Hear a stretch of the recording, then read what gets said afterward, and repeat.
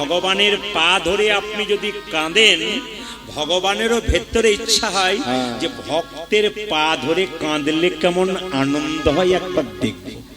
ভগবান কত ভালোবাসেন দেখুন মায়েরা। আপনারা ভগবানকে স্নান করিয়ে দিন না, জোরে বলুন, স্নান করেন না? এইদিকে এইদিকে যাদের বাড়িতে গোপালের মূর্তি আছে, যাদের বাড়িতে কৃষ্ণের মূর্তি আছে, তাকে বলবো প্রতিদিন গোপালকে স্নান করুন। আর গোপালকে স্নান করানোর পর ওই চরণামৃত যদি পান করতে পারেন মায়েরা, কি হবে বলুন তো?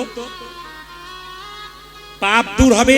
আর কি হবে বলুন? পাপ দূর হবে আর কৃষ্ণ পদে মতি হবে যদি চরণামৃত পান করতে পারেন। যাদের দেখবেন অপরাধ আছে ক্ষমা হবে, যাদের পাপ আছে ক্ষমা হবে, যাদের ভক্তি নাই তাদের ভক্তি জন্মাবে যদি চরণামৃত প্রতিনিয়ত আপনারা পান করতে পারেন। সবাই তাকাবেন মায়ের। সুদামাকে কৃষ্ণ বলছে, সুদামা রে, প্রতিদিন সবাই আমায় কাঁধে করে, আমি তো কাউকে কাঁধে চাপাতে পারি না, সুদামা তুই চাপ। যেই না সুদামা কাঁধে চেপেছে, একটা পা পেছন দিকে, একটা পা বুকের ওপর রেখেছে। কৃষ্ণ বলছে, সুদামা রে, তুই দুটো পায় আমার বুকের সামনে রাখ। তুই যদি পেছনে একটা পা রাখিস, সামনে একটা পা রাখিস, একটা চরণ বুকে পেলাম, একটা পেলাম না। সুদামা কি করেছে দেখুন, যেই না দুটো পা গোবিন্দের বুকে রেখে মাথার চুলের মুঠিটা ধরে বসে আছে, অমনি কৃষ্ণের চোখ থেকে ফটফট করে জল পড়ে সুদামার পাটা ভিজে যাচ্ছে। সুদামা বলছে, কানাই তুই নামিয়ে দে, তুই নামিয়ে দে। কৃষ্ণ বললো, কেন না বাবু? না, আমি বুঝতে পেরেছি তোর খুব কষ্ট হচ্ছে। আমরা প্রতিদিন তোকে কাঁধে চাপাই, তো তুই কোনদিন কাঁধে চাপাস না। তুই চাপিয়ে নিয়েছিস মানে তোর খুব কষ্ট, তুই কাঁদছিস কেন? আমি বুঝতে পারছি সবাইকে কষ্ট দিতে পারি, তোকে কষ্ট দিতে পারবো না। তোকে যে প্রাণের চাইতে ভালোবাসি ভাই কানাই, তুই কাঁদিস না। কৃষ্ণ বলছে, সুদামা রে, এই জগতে মানুষ দুবার কাঁদে। একবার দুঃখের সময় প্রিয়জন যদি চলে যায়, মারা যায়, তবে কাঁদে। একবার কখন কাঁদে? ছেলে যদি কষ্ট করে পড়াশোনা করে চাকরি পেয়ে যায়, তখন মা বাবার চোখে আনন্দের জল এসে যায়। আজ আমি কাঁদছি আনন্দে, কেন জানিস? প্রতিদিন তোরা তো আমাকে কাঁদিনিস, আর আমার চরণ তোদের বুকে ধরিস। আজকে যেহেতু তোর চরণ আমার বুকে পেয়েছি, তাই দুঃখে নয় ভাই, তাই আনন্দে আমার চোখ থেকে তোর চরণে জল পড়েছে। কৃষ্ণ সুদামাকে নিয়ে দৌড়তে শুরু করেছে। যখনই দৌড়তে শুরু করেছে, সুদামা বলছে, কৃষ্ণ বলছে, সুদামা বলছে, এই কানাই দাঁড়া দাঁড়া, পড়ে যাবো পড়ে যাবো পড়ে যাবো। কৃষ্ণ কি বললো দেখুন, যদি ধরার মতো ঠিক মতো ধরতে পারিস, তবে পড়ার ভয় জীবনে কারো থাকবে না। এ জগতে গোবিন্দ বললেন, যদি কেউ আমাকে ধরার মতো ধরতে পারে, তবে তার পড়া,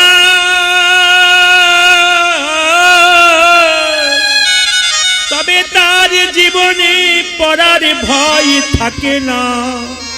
যদি কেউ ধরার মতো ধরতে পারে। মাইরা, কয়েকদিন আগে মেদিনীপুরে গান করছিলাম, একটি আমাকে কীর্তনিয়া বাড়ির লোক বললো, আপনার কীর্তনটা কানাই বলাইয়ের মা দিচ্ছে। বললো, কানাই বলাইয়ের মাটা কে? বলছে, কানাই বলাইয়ের মাকে একবার পাঠিয়ে দিন। আমি বললাম, সবাই শুনবেন, সবাই শুনবেন, এমনি এমনি যারা করছেন শুনবেন আর ইশারা করছেন। কি বললাম? সবাই তাকান। কি বললাম? কানাই বলাইয়ের মা কীর্তন করাচ্ছে। তো দেখতে পেলাম কানাইয়ের বলাইয়ের মা 1 ঘন্টা পর এলো। অনেক চাপ তো, কি কম, একটা মাত্র 22 বছরের মেয়ে এক কৃষ্ণকে এক কোলে আর বলরামকে এক কোলে নিয়ে এসে বলছে, আমি কানাই বলাইয়ের মা। কি নাম তোমার? ওই যে আমার একটাই পরিচয়, আমি খাতা কলমের নাম আছে আমার বিষ্ণুপ্রিয়া, আমার বাবা নাম রেখেছেন, কিন্তু আমি কানাই বলাইয়ের মা। বললাম, তুমি কি করো, এত টাকা খরচ করছো? বলছে, আমি তো ইঞ্জিনিয়ার, কলকাতায় ফ্ল্যাটে থাকি, গোপালের সেবা করি, আমি ইঞ্জিনিয়ার, কানাই বলাইয়ের মা। আমি সকালবেলায় ঘুম থেকে উঠে গোপালকে ঘুম থেকে উঠাই, স্নান করাই, গোপালের সেবা দিই, আমি প্রসাদ পাই, আমি চাকরিতে চলে যাই, ডিউটি থেকে 5টার সময় এসে গোপালকে আবার একটু ভালো করে সেবা যত্ন করি, তারপর নাম কীর্তন করি, গোপালকে শয়ন করে দিই সেবা দিয়ে, তারপর আমি প্রসাদ পাই। বললাম, তুমি বিয়ে করবে না? বলছে, আমি সিদ্ধান্ত নিয়েছি, কানাই বলাইকে যে ভালোবাসতে পারবে আমি তার স্ত্রী হব, তার আগে আমি হব না। কানাই বলাই যদি ওর বাবা ঠিক করে দেয় তাহলে হবে, তাতে চাকরি যদি নাও করে, যদি কৃষ্ণ ভক্ত হয়, আমি ওকেই সংসারে চাই। অবাক হবেন আপনারা, আমি শুনতে পেলাম ফোন করে বলল, আমাকে বললো, বাবা কানাই বলাইয়ের বাবা ঠিক হয়ে গেছে, উনিও চাকরি করেন এবং প্রচন্ড আধ্যাত্মিক মার্গে। দেখুন, যদি কেউ কৃষ্ণকে চিন্তা করে যে যথামাং প্রপদ্যন্তে তাংস্তাতেইব ভজাম্যহম মামা আবত্মানবত্তন্তে মনুষ্য পার্থ সর্বস্যা।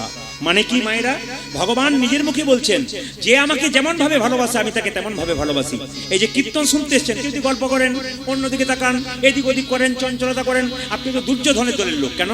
100 ভাইয়ের দাদা দুর্যোধন খুব চঞ্চল ছিল, গোবিন্দ পেল না, খালি ছটফট করতো, গোবিন্দ পেল না।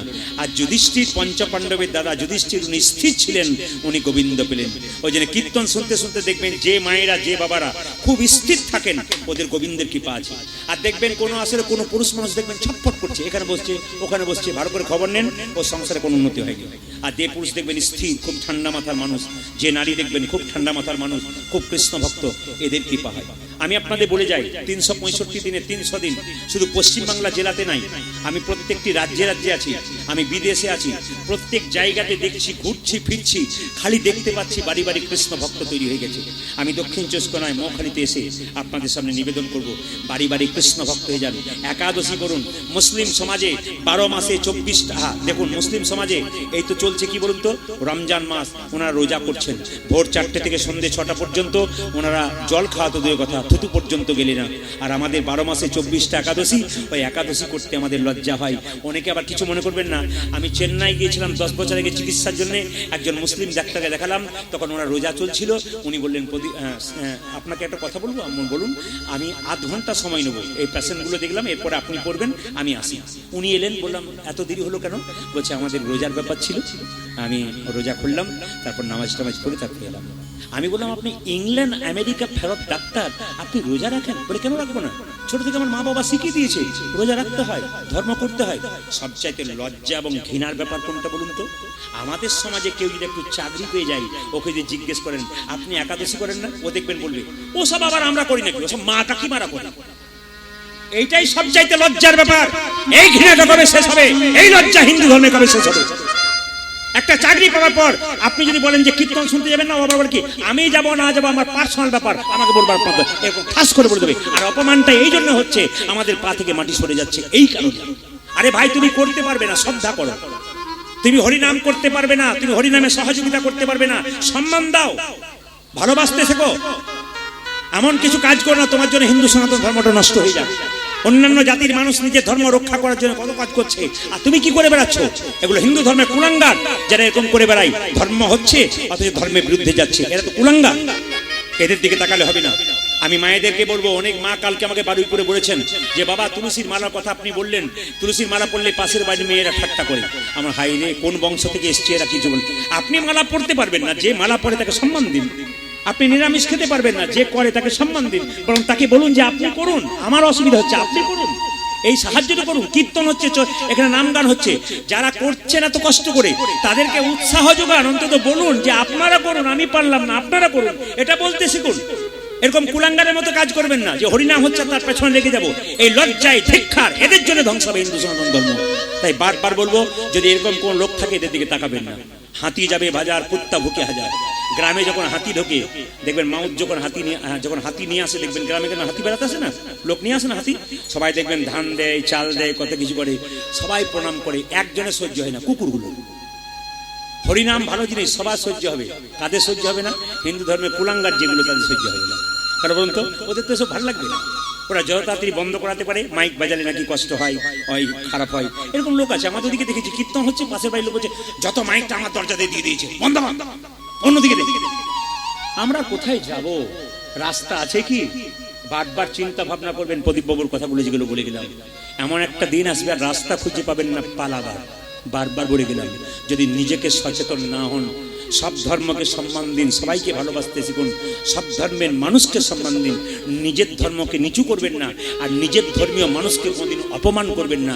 নিজের ধর্মের মানুষ রাস্তা দিয়ে পেরিয়ে গেলে সম্মান দেবেন, ভালোবাসবেন, ভক্তি করবেন, তবে তো আপনার লাভ আছে।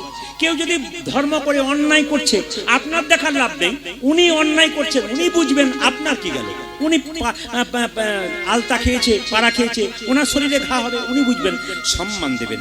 ভগবান নিজের মুখে বলেছে, যে আমাকে ভালোবাসে সে আমার ভক্ত, আর যে আমার ভক্তকে ভালোবাসে সে আমার শ্রেষ্ঠ ভক্ত।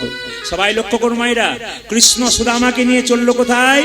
ছুটতে ছুটতে। সুদামা কৃষ্ণের কৃষ্ণ সুদামার কাঁধে চেপেছে। সুদামা বলছে, সুদামা কৃষ্ণের কাঁধে চেপেছে, এই দাঁড়া কারাই দাঁড়া, একটা সুন্দর আম গাছ, পাকা পাকা আম খাবো, পারি, পেরে দিচ্ছি। সুদামা পারছে, নিজে খাচ্ছে, কৃষ্ণকে দিচ্ছে না। কৃষ্ণ বলে, তুই খুব স্বার্থপর। বলে, কেন? তুই নিজে খাচ্ছিস, আমাকে দিচ্ছিস না? সুদামা কেন দিচ্ছে না মা? সুদামা বলছে, কানাই রে, কংস মহারাজ তোর মামা হতে পারে, কিন্তু খুব দুষ্ট মানুষ, ফলের মধ্যে বিষ দিয়ে দিতে পারে, যদি সেই বিষ খেয়ে তুই মরে যাস, তোকে কে বাঁচাবে ভাই? আমরা মরে গেলে আমাকে তুই বাঁচাতে পারবি ভাই। কৃষ্ণকে কত ভালোবাসে দেখুন, নিজে এঁটো ফলটা খাচ্ছে, তারপর গোবিন্দকে দিচ্ছে। আপনারা এঁটো ফল দেন? হ্যাঁ দেন, এঁটো জিনিস আপনারা দেন। কি দিন বলুন তো? গরুর দুধটা এঁটো না ভালো, জোরে বলুন, দেন না? আচ্ছা, মধু দেন না? ওটা তো বমি করা জিনিস, দেন না? পায়খানা দেন না? দেন তো, গোবর দেন তো আপনারা, দেন না? জোরে বলুন, হ্যাঁ না? আবার পাকা পাকা ফল যদি সুখ পাখিতে খেয়ে নেয়, ওই ফলটা গোবিন্দ পছন্দ করে। রামচন্দ্রকে সবরই ফল দিয়েছিল, আগে খেয়ে দেখতো ফলটা টক না মিষ্টি, তবে রামচন্দ্রকে দিত। মায়েরা, রামকৃষ্ণদেব ভগবানকে দিয়েছিল, কি করে দিয়েছিল? আগে নিজে খেত, খা মা খা, তুই না খেলে। ওরে বাবা, ভক্ত আর ভগবানের মধ্যে ভালোবাসা যখন অমৃতের মতো হয়ে যায়, তখন আর তফাৎ থাকে না কে কাকে কতখানি ভালোবাসি। মায়েরা সবাই লক্ষ্য করুন, আমি আপনাদের একটা কথা বলে যাব, কীর্তন যদি শুনতে হয় তাহলে আপনি ভক্তের পাশে বসুন। ডান দিকে যতগুলো বসেছে, আপনাদের দূরে দেখতে পাচ্ছ অনেক বাবারা বসে আছেন, খুব সুন্দর, অনেক ভাইরা দাঁড়িয়ে আছেন খুব কষ্ট করে, অনেক বাবারা দাঁড়িয়ে আছেন। ডান দিকে বসে আছেন আমার বাবারা, ছোট ছোট ভাইয়েরা বসে আছেন, কিন্তু দেখতে পেয়েছি একবার পাকা পাকা। কেন বলুন তো? চোখ দেখলেই বুঝবো কোনগুলো পাকা কোনগুলো কাঁচা। একবারে পাকা কেন? অন্তর থেকে নিচ্ছে। ওখানে যারা দাঁড়িয়ে আছেন অন্তর থেকে নিচ্ছেন। একটা কথা বলবো, কীর্তন শুনবেন ভক্তের পাশে বসে। কেন? কীর্তন শুনতে শুনতে ভক্ত হাত তুলে দেবে, আপনি পাশে বসলে হাতটা তোলার ইচ্ছা না থাকলেও আপনার হাত উঠে যাবে। আর যেখানে প্রসাদ পাবেন, সবার কাছে নিবেদন রইল, যেখানে খিচুড়ি প্রসাদ, অন্ন প্রসাদ যেখানে হবে, সবার কাছে আমার নিবেদন রইল, প্রসাদ পাবার সময় প্রসাদটা নেবার আগে চোখে কপালে ঠেকিয়ে জনার্দন জনার্দন জনার্দন 3 বার বলবেন। মন্দিরে প্রসাদ যখন দেবে, আপনার বাচ্চা হাতে নেবে, মা শিখিয়ে দেবেন। বলে কি? মা শিখিয়ে দেবেন কি? প্রসাদটা নেবার সময় বাবা প্রণাম করে খেতে হয়, এবং প্রণাম করা মন্ত্রটা কি? জনার্দন জনার্দন জনার্দন, মনে রাখবেন। আর যারা অভক্ত, বাড়িতে যেমন পাই, পেয়ে গেলে ওখানে তেমন খাই। ভক্তের পাশে বসলে উনি প্রণাম করে প্রসাদ পাবেন, আপনিও প্রণাম করে প্রসাদ পাবেন। সবাই লক্ষ্য করুন, দেখুন বাড়িতে এত সুন্দর রান্না করবেন, অত ভালো হবে না, কিন্তু প্রসাদটা দেখবেন কি মনে হয়? জোরে বলুন, একবার অমৃতের মতো লাগে। কেন বলুন তো? আরে বাবা, কৃষ্ণের সেবায় যেটা লাগে সেটা কখনো খারাপ হয়? সুদামা ফল খাচ্ছে, টক টক ফল, কৃষ্ণ বলছে দে। কৃষ্ণ যখন খাচ্ছে, ওই টক ফলটা ঘুরে আবার যখন সুদামাকে দিচ্ছে, সুদামা বলছে, কানাই তোর মুখে কি সুধা আছে নাকি রে? বলে, কেন? আমি খেলাম টক টক, আবার তুই যখন খেলি তখন মিষ্টি হয়ে গেল কেন? সঙ্গে সঙ্গে সুদামা বলছে, কানাই রে, তোরে এঠো বড় মিঠো লাগে ভাই রে কানা, তোরে কানাই রে এঠো বড় মিঠো লাগে ভাই রে কানা, তোরে এঠো বড় মিঠো লাগে ভাই রে কানা, তোরে এঠো বড় মিঠো লাগে ভাই রে কানা, খাইতে পারো সুখ সুখ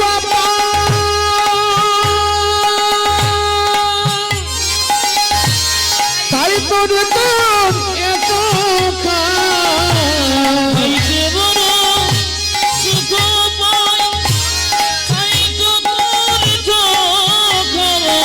আমি খাইতে পারো সুখ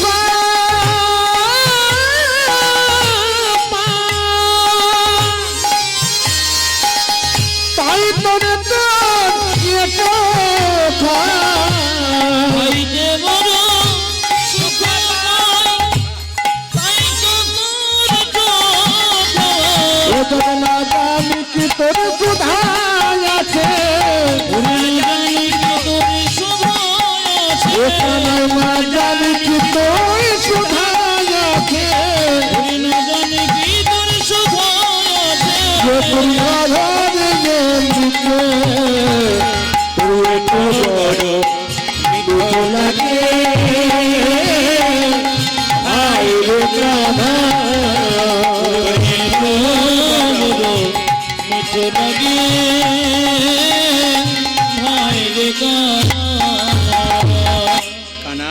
ফলগুলো কত মিঠা লাগে রে বাবা।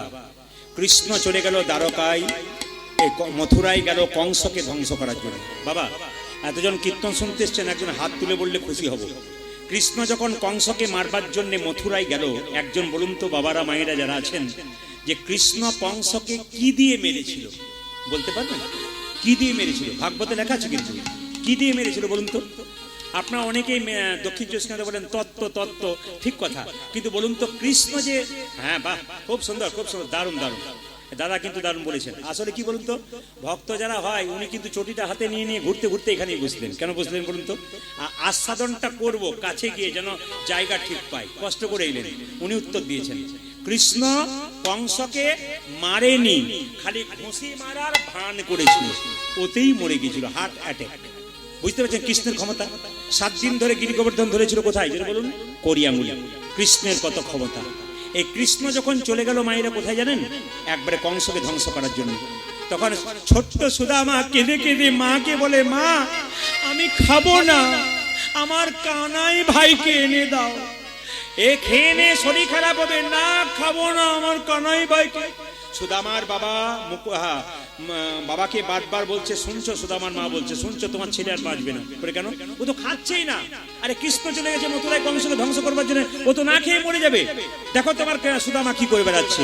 সুদামা কেঁদে কেঁদে বলছে, ওরে বজের কানুরে,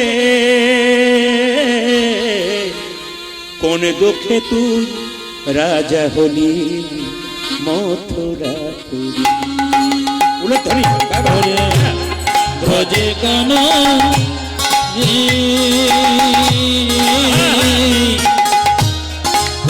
দুঃখে তুই রাজা হলে মথুরাপুরী। ওরে বজের কানুরে, কোন দুঃখে তুই রাজা হলি মথুরাপুরী।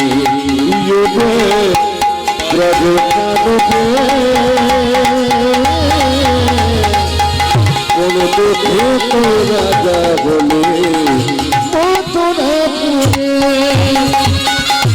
আর কি ফিরে আসবি না ভাই বৃন্দাবন মাঝে,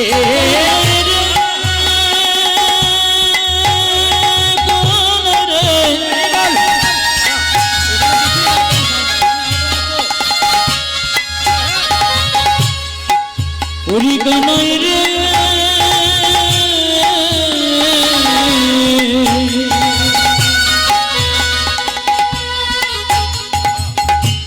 পুরী কানাই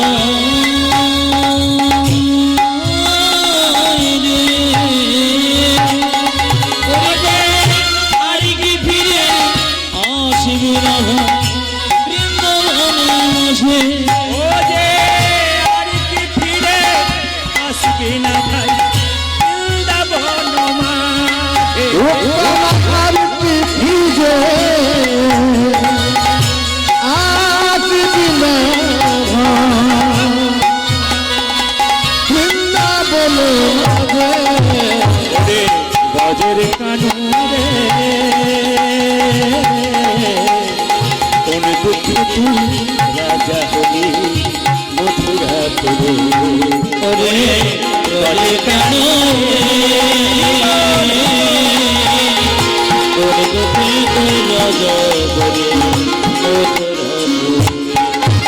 ওরে নন্দলালে নয়ন বলি ফিরছে দাদু দাদু। অন্ধকারে নয়নমণি ফিরছে দাঁড়ি দাঁড়ে। ওরে নন্দলালে নয়ন বলি ফিরছে দাদু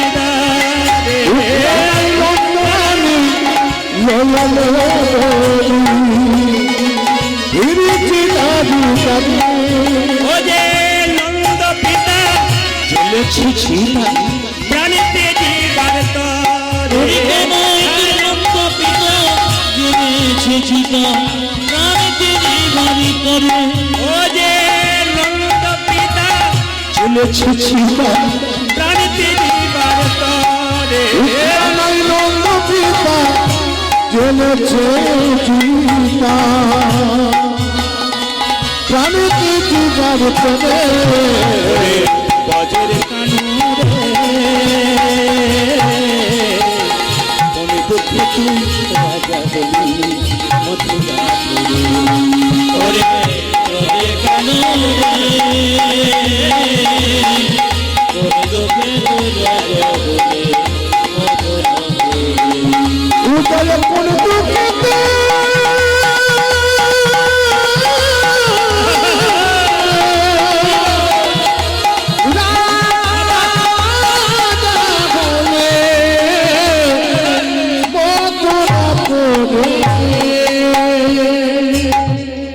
এইবার শুরু হবে আস্তে, এইবার শুরু হবে পরীক্ষা। আরেকবার মাথায় কাপড়টা নিন। আপনাদের মাথায় কাপড় নেওয়া অভ্যাস আছে মেয়েরা, অনেক জায়গায় মায়েরা মাথায় কাপড় নেয় না, 100 টাকা দিয়ে দাঁড় করাতে হয়। ঘর থেকে বেরোনোর সময় কোনো মেয়ে যদি মাথায় কাপড় নেয় না, তাকে দেখলে যাত্রা ভালো হয়। তা আমার পাড়াতে আমি যখন বেরোই তখন আমি বলি যে 100 টাকা দেবো দিদি, তুমি মাথার কাপড়টা একটু নাও, তারপর আমি দিয়ে দেবো। আচ্ছা, মাথার কাপড়ের কথা যখন বললাম কিছু মনে করবেন না। হ্যাঁ, আপনাদের কীর্তনে আসলে একটা দেখলাম ভালো জিনিস, কি বলুন তো? দেখবেন অন্য জায়গাতে কীর্তনিয়া কীর্তন করে, তার জন্য এইদিকে এইদিকে এই যে অন্য জায়গায় কীর্তন। আমি যখন মেদিনীপুরে এক জায়গায় কীর্তন করছিলাম, তো বাজারের মধ্যে গান করছিলাম, দিনের বেলা, তো দিনে গান হয়। তো কমিটি বলছে, যারা গান করাচ্ছেন তারা বলছেন বাজারের লোককে, আপনারা কীর্তন শুনতে গেলেন না? প্রদীপ বাবু এসেছিল, প্রচুর লোক হয়েছিল, আপনারা গেলেন না? বলছে আজকে বুধবার, রবিবার দিন করলে আমরা যেতাম, রবিবার দিন বাজার বন্ধ, আর রবিবার দিন আবার চাকরি ছুটি, ওই দিন গেলে যেতাম, আজকে বুধবার যেতে পারলাম না। আচ্ছা বলুন তো, ওই লোকটা যদি বুধবার বিপদে পড়েনি, বলে হে গোবিন্দ আমাকে দেখা দাও, আমাকে বাঁচাও, ও তো গোবিন্দ কি বলবে, তোর তো বুধবার নয়, তোর তো রবিবার বটে, রবিবার তোকে বাঁচাবো না, কি বলছে? যেটা বলেন হ্যাঁ না। আচ্ছা, একটা কথা আপনাদের বলি, কেউ যদি মারা যায়, কেউ যদি মারা যায়, যে জামাটা পরে মরে সেই জামাটা সঙ্গে দিয়ে দিন না রেখে দিন? জোরে বলুন, জোরে বলুন, জোরে বলতে হবে কিন্তু। তার কি আজকে যেভাবে হেঁটে সেটে বসছেন, আমি একটি সিদ্ধান্ত নিয়ে নিলাম, 3টে পর্যন্ত গান করবো, রাজি আছেন? জোরে বলুন। 3টে মানে ভোর 3টে বলিনি, 3 ঘন্টার কথা বলেছি, ওটা হয়ে গেছে, বাড়তি চলছে আর কি, না কি বলছেন? আচ্ছা বেশ, ঠিক আছে। এইদিকে মায়েরা, যে মারা যায় তার জামাটা সঙ্গে সঙ্গে দিয়ে দেয় না রেখে দেয়? জোরে বলুন। দিয়ে দেয়। আচ্ছা, যে বিছানাতে শুয়ে থাকে ওই বিছানাটা দিয়ে দেয় না রেখে দেয়? বলে বলুন। রেখে দেয়, ওই বিছানাটা দিয়ে দেয়। আচ্ছা, যে সোনার মালাটা 5 ভরি জনে পড়ে থাকে ওটা দিয়ে দেয় না রেখে দেয়? দেখুন কেমন দেখে, ওটা বোধহয় দিয়ে দেয় নাকি? না না, দিয়ে দেয় আপনাদের, আমাদের দিয়ে দেয়। কেউ দেবে না, খালি হিসাব করবে ক ভরি আছে আর ভাগ কত হবে। ও মায়েরা, এই দেখুন, এই দেখুন, অনেককে বলা হয় কীর্তন শুনতে যাবে না, কি বলে? আর বলবেন না সংসার করেছি। সত্যি কি সংসার করেছেন? আমার বাবা করে না, আমার দাদু করে না, সংসার সত্যি করেছেন? কে কে সংসার করেছেন হাত তুলুন। সব ব্রহ্মচারী নাকি? कोई नहीं संसार किया, सब सन्यास बन गया किया? अरे हाथ तो उठाई भाई। शास्त्र বলেছে সংসার সুখের হয় পুরুষের গুণে। দাদারা বলেছে বাহ বাহ বাহ, আজকে লাইন পেয়েছে। এতদিন পর আপনি ঠিক কথা বলেছেন, কেউ বলে না সংসার সুখের হয়। আচ্ছা, তার আগে বলে রাখি, আচ্ছা সংসার সুখের হয়, যে ঘুমোচ্ছিল সেও জেগে উঠছে। কাল একটা আসরে বলেছিলাম, রাত্রি 11টা বেজে গেছে, বললাম সংসার সুখের হয় রমণীর গুণে। সবাই জেগে আছে, একজন ঘুমোচ্ছে। ও কি করছে? ও স্বামীটাকে খুঁজছে যে হ্যাঁ বলছে না বলছে দেখবো। এই জন্য অনেকে দেখছে যে আমাদের পার্টি এসছে, দাদারা 2-4 জন বলছে সংসার সুখের হয়। আচ্ছা মায়েরা, কিছু মনে করবেন না, সুদামার আস্তে আস্তে বিয়ে হয়ে গেল, তার স্ত্রীর নাম বসুন্ধরা। আপনাদের সব বিয়ে হয়েছে? হয় না? এখন তো বিয়ে হয় না, হ্যালো আর গেল, না কি বলছেন? হ্যালো আর গেল। আচ্ছা মায়েরা, কিছু মনে করবেন না, বিবাহ মানে কি? বিবাহ মানে বিশেষভাবে বহন করা। আমাদের গ্রামে একটা ছেলের বিয়ে হলো 18 গ্রাম, ওকে জিজ্ঞেস করলাম বিবাহ মানে জানিস? দাদা আপনি কীর্তন করছেন, আপনি জানবেন, আমি একটা মানে জানি। বলে কি বিবাহ মানে কি? বিপদ বাড়ানো হলো। আমি বললাম বুঝতে পারলাম না, মানে কীর্তনের রস আছে, দিতে হবে আর কি। সবাই দেখ বিপদ, ও বিয়ে করতে যাচ্ছে, লোকে এত সুন্দর সুন্দর গাড়িতে বিয়ে করতে যায়, ও বেটা বিয়ে করতে যাচ্ছে অ্যাম্বুলেন্স। জিজ্ঞেস করলাম অ্যাম্বুলেন্সে কেন? বলছে অ্যাম্বুলেন্সে কেন চললাম জানো দাদা? বলে কেন? যদি বিপদ তো বাড়ছে, এবার তো অসুস্থ হব, তাই ওতে চাপতে শুরু করলাম। বললাম তোর স্ত্রী তোর চাইতে কত বছরের ছোট? বলছে 7 বছরের বড়। বড় কেন? বলছে আমি ভেবে গুনেই করেছি, আসরে বলবেন। বললাম কেন বলবো? ভেবে গুনে করেছি কেন? এখনকার মেয়েরা তো স্বামীর নাম ধরে ডাকে। তো রাস্তা দিয়ে যখন আমি চলে যাবো, ছেলেটার নাম তাপস, বলছে আমি যখন স্ত্রীর সঙ্গে চলে যাবো, যখন আমার স্ত্রী বলবে এই তাপস, লোকে বলবে হ্যাঁ রে তাপস, তোর স্ত্রী তোর নাম ধরে ডাকছে, তখন বলবো ও তো আমার চাইতে 7 বছরের বড়, কোনো অসুবিধা নেই। আবার অনেক স্ত্রী আছে 2-4 থাপড় দিয়েও দেয়, অনেক জায়গাতে দেয়। উত্তর দিনাজপুরে গান করতে গেছিলাম, আমি আসর থেকে নামছি, একজন ভালো লোক আমাকে নিয়ে যাচ্ছে আসর থেকে, মেয়েরা প্রণাম করছে, নিয়ে বলছে একবারে প্রণাম করবে না। লোকটা বলছে কেন প্রণাম করবে না? না সকালবেলা স্বামীকে মারে, রাত্রিবেলা আপনাকে প্রণাম করে, ওসব প্রণাম চলবে না। লোকটা রেগে বলছে সকালে স্বামীকে মারে, এমনও আছে স্বামীকে মারে। ওই জন্য বড় যদি বয়সে হয়, মারলে কোনো দুঃখ নাই। তবে একটা কথা বলে যাই, মায়েরা যারা বসে আছেন, স্বামীর নাম ধরে কিন্তু আপনারা ডাকবেন না। আমার কাকিমা, আমার মা বেঁচে ছিলেন, আমার বাবার নাম ধরে ডাকেনি। প্রদীপের বাবা শুনছো, দিদির নাম দুর্গা, দুর্গার বাবা শুনছো, কিন্তু নাম ধরে ডাকে নাই। আমার কাকিমা এখনো বেঁচে আছে, 65 বছর বয়স, গুরু মন্ত্র নেয় নাই। মাসখানেক আগে বললো প্রদীপ গুরু মন্ত্র নেবো। বললাম আমার গুরুদেবকে ডেকে দিই। গুরুদেব এলেন, মন্ত্র দিল, আমি কীর্তন করতে চলে গেছি, এসেই বলছে বাবা প্রদীপ মন্ত্র নেওয়া হয়ে গেল। বললাম ভালো হলো, এবার মন্ত্র ভজন করো। বলছে না, একটা জায়গায় গন্ডগোল হলো। বলে কেন? গুরুদেব বলেছেন যে গুরুমন্ত্র ভজন করবাকে হরে কৃষ্ণ ওই নামটা জপ করতে হবে। তোমার কি অসুবিধা? বলছে না তুই তো জানিস একটা গন্ডগোল আছে, কি হরে কৃষ্ণ কৃষ্ণ কৃষ্ণ হরে হরে, তারপর তোর কাকার কি নাম বটে তুই তো জানিস। কাকা কি নাম? কাকা কি নাম? রাম। কাকিমা কোনো অসুবিধা নেই। বলছে না তুই যতই কীর্তন কর লোককে বোঝা, আমি কিন্তু বলবো না, আমি সেই ওইটা বলতে পারবো না। আমার তুমি কি বলবে? বলছে আমার 8টা ছেলে মরে যাবো, একটা ছেলে হচ্ছে তার নাম ফেলারাম, আমি আজ থেকে বলবো হরে কৃষ্ণ কৃষ্ণ কৃষ্ণ হরে হরে, হরে ফেলার বাবা, হরে ফেলার বাবা রে। কাকিমা তোমার ঘটে কি বুদ্ধি! যেটা বলুন রাধা রানী কি, শ্যাম সুন্দর কি, মদন মোহন কি। আর একটি শেষ কথা বলে রাখি, শুনে নিন। এই দক্ষিণ চব্বিশ সুন্দরবনে গান করছিলাম, যে বাড়িতে বাসা, অন্ধকার বুঝলেন, দুপুর বেলায় ঝোপের মধ্যে বাড়ি, পায়ের মধ্যে দুপুরে ঘুমোচ্ছি, সুরসুর করছে। একে বললাম দেখো তো সাপ টাপ চেপে গেল নাকি। আমি ঘুম থেকে উঠে দেখছি সাপ নয়, 25 বছর একটা ছেলে আমার পাটাতে সুরসুরি দিচ্ছে। বললাম কি হলো? বলছে দাদা তাবিজ নাই। বললাম কেন? আমার স্ত্রী বিয়ের পর থেকে আমার দিকে তাকায় না, খালি এদিক আর ওদিক করে, তাবিজ নাই। বললাম তোমার বিয়েতে ক্যামেরাম্যান ছিল? বলছে হ্যাঁ ছিল, আমরা ওই বেটাটাই গন্ডগোল করে দিয়েছি। বলে কিরকম? মালা বদল হয় না মা? জোরে বলুন, মালা বদল হয় না? মালা বদল করবার সময় দেখবেন যখন মেয়েটি ছেলেটিকে মালা দেয়, তখন মেয়েটি কি করে? স্বামীর সঙ্গে শুভদৃষ্টি হয় না? এরকম করে মালা আগে থেকে যদি দেখা সাক্ষাৎ থাকে, তার শুভদৃষ্টি হয় না। আর যখন না দেখা হয়, আগেকার যুগে কথা বলছি, এমনি করে যখন মালাটা দিতে যাবে, স্বামীর দিকে তাকাতে যাবে, এরকম করে স্বামীর দিকে তাকিয়ে মালাটা যখন দিতে যাবে, পাশ থেকে ক্যামেরাম্যান বলে এই দিকে, শুভদৃষ্টিটা কোন দিকে হলো? জেনে বলুন, ক্যামেরাম্যানই গন্ডগোল করে দিল আর কি। রাধা রানী কি, শ্যাম সুন্দর কি, মদন মোহন কি, হরিবাসর কি, সবাই মাথায় কাপড় নেবেন। রাধা রানী কি। পরীক্ষা শুরু হয়ে গেল। কৃষ্ণ সুদামাকে বলল, সুদামা রে তুই আমায় কেমন ভালোবাসিস? সুদামা বলল, কানাই রে এই জগতে সব চাইতে তোকে আমি ভালোবাসি। সবাই তাকান, কি বললাম? সুদামা বলছে কানাই তো,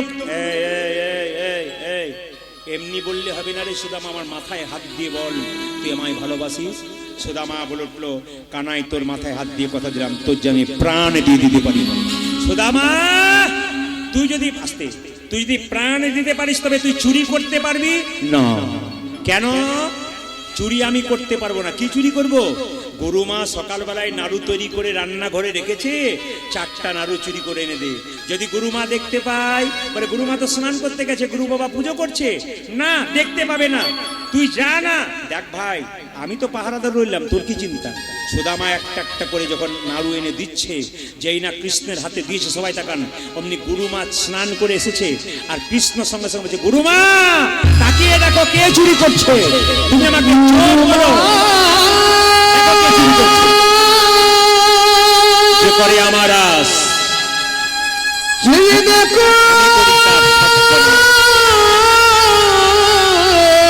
না ছাড়ে আমার পাশ, শেষে হই আমি তার দাস। বিশ্বাস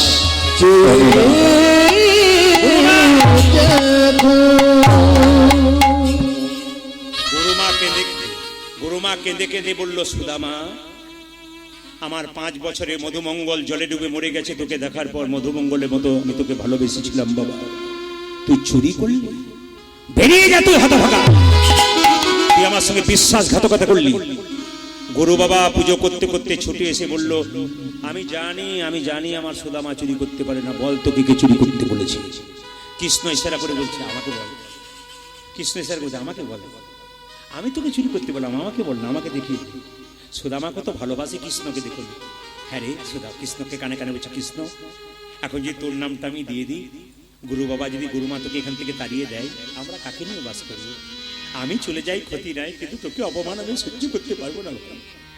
আমি আর তুই তো সমান রে, দুটো দেহ হতে পারে, প্রাণ তো এক, তোকে যে খুব ভালোবাসি রে কানাই। আমি নাড়ু চুরি করেছি, শুধু আমার জন্য নয়, তোর জন্য নয়, শুধু আমার জন্য চুরি। গুরু বাবা বলল, শোন, পায়ে ছুঁয়ে বল, আমার পা ছুঁয়ে বল সুদামা যে তুই তোর জন্য চুরি করেছিস। সুদামা কৃষ্ণের নাম দিল না, কি বললো জানেন? গুরু বাবা, চুরি আমি আমার জন্য, বেরিয়ে যা। অভিশাপ দিলাম। গুরু বলল, তুই নিজের জন্য চুরি করেছিস। অভিশাপ দিলাম, তুই ভিখারি হবি, তোর অভাবই মিটবে না, তুই এক বেলা খাবি, এক বেলা খেতে পাবি না, তুই অভাবী হয়ে যাবি। সঙ্গে সঙ্গে সুদামা চলে যাচ্ছে, আর কেঁদে কেঁদে বলছে, কৃষ্ণ আর কত কাঁদাবে? কেন কাঁদাও কৃষ্ণ তুমি, এই কি তোমার লীলা? কেন কাঁদাও কৃষ্ণ তুমি, এই কি তোমার লীলা? কেন কাঁদাও কৃষ্ণ তুমি, এই কি তোমার লীলা? আজ কেন কাঁদাও কৃষ্ণ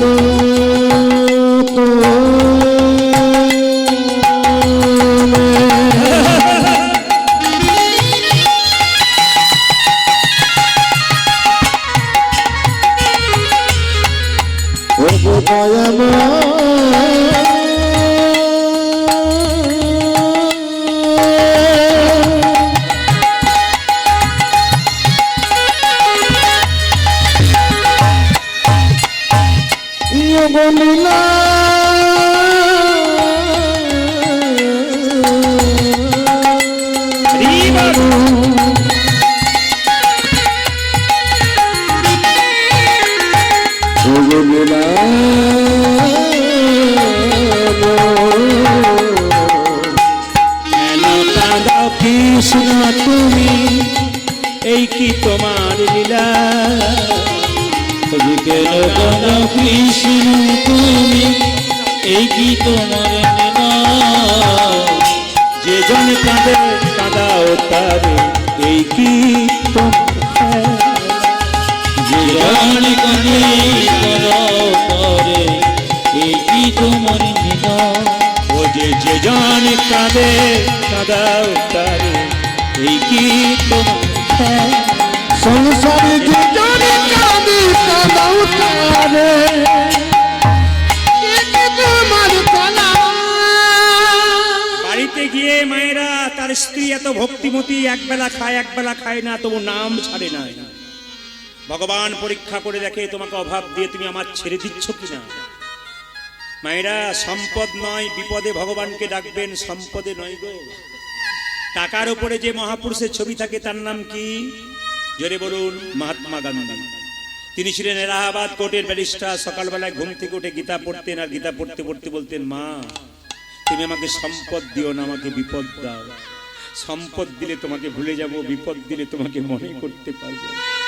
মায়েরা, আপনারা সবাই জানেন, মহাভারতে আমাদের কুন্তী মা ওই কথা বলেছিল, সম্পদ দিবি না বাবা, বিপদ দে। যত বিপদ দেবে তত আমি কৃষ্ণমুখী হব, আর যত সম্পদ পাবো তত কৃষ্ণ থেকে দূরে সরে যাব। তার স্ত্রী বলছে, স্বামী কৃষ্ণ নাকি দ্বারকার রাজা, সে নাকি তোমার বন্ধু, একবার যাও তার কাছে কিছু চেয়ে নিয়ে এসো। আবার কি খেলা খেলিবে শিহরি, স্ত্রী কেঁদে কেঁদে বলছে, হরি তুমি নাকি আমার স্বামীর বন্ধু, এত খেলা খেলবে তুমি? আমরা দুজন খাই নাই, দুঃখ নাই, ছেলে দুটো না খেয়ে পেট পেরে বসে আছে। আমি এমন হতভাগ্য মা যে ছেলের মুখে দুটো খাবার তুলে দিতে পারছি না। স্বামী তাকিয়ে দেখো, ছেলেগুলো খিদের চোটে ঘুমিয়ে গেল। আবার কি খেলা খেলিবে শিহর, মায়েরা কি খেলা পড়ল মনে। খেলিবি শিহরে, কি খেলা পড়ল মনে। আবার কি খেলা খেলিবে শিহর, কি খেলা পড়ল মনে।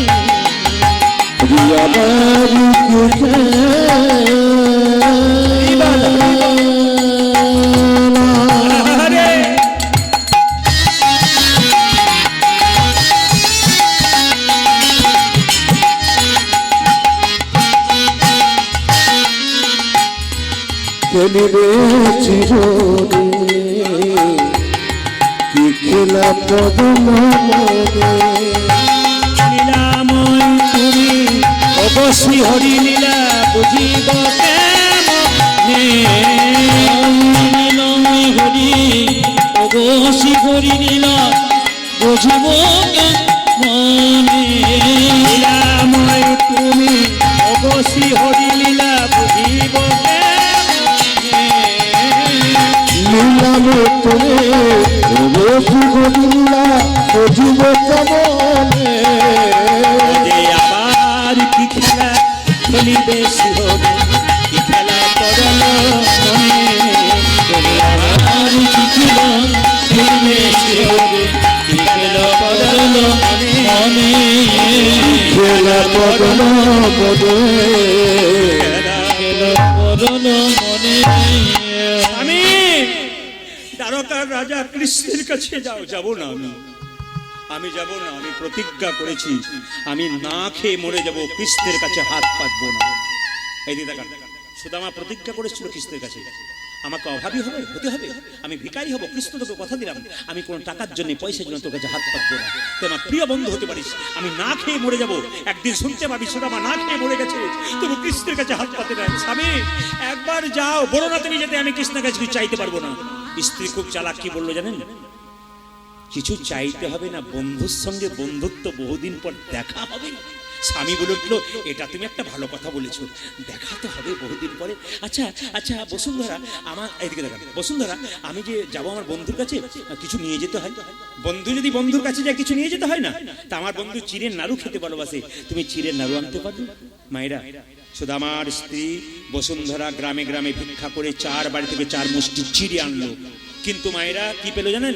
চিড়ে আনলো ঠিক কথা, কিন্তু চিড়ের নাড়ু তৈরি করে দিতে পারলো না। স্বামী স্বামী এই দেখো এই তোমার ওই ছেঁড়া গামছাতে না এই শুকনো চিড়েগুলো বেঁধে দিলাম।